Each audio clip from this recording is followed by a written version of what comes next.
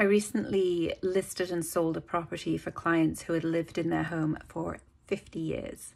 And as we were going through all of the listing paperwork, one of the comments they made was when they sold their last house 50 years ago, there was only a couple of pages to a contract and not much supporting documents. So these days, sellers and realtors are inundated with documents to fill out. One of them is called the seller's disclosure of material latent defects.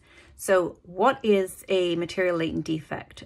Before I get there, I'm just going to say we as realtors, as licensees, have to disclose to potential buyers if there is a material latent defect prior, very important, prior to a contract being entered into.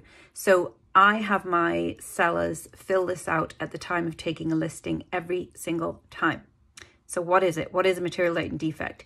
It is something that cannot be discerned through a reasonable inspection of the property, and it would have to render the property either uninhabitable, very costly to repair, something that would require a permit but didn't have a permit, or if a local government, city, municipality had given a notice to remedy something and they haven't remedied it. That is a material latent defect.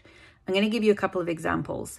The obvious one, when I said a lack of permits, is if a permit was required to do something and a permit was not taken out. If an electrical permit was required to do some electrical upgrades and you did not pull a permit, that is a material latent defect and it should be disclosed.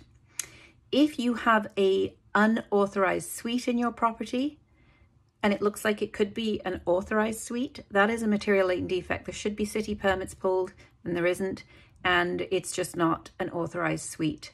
There are other things which are also considered material latent defects. So on the form, there is a list of exactly what is covered by what material latent defect covers. Make sure you read that very carefully and fill out that form very accurately. You want to be super careful. You're not giving any misinformation or misrepresentation. Be very open. We always say disclosure, disclosure, disclosure. You can never disclose enough. So material latent defect, now you know what it is.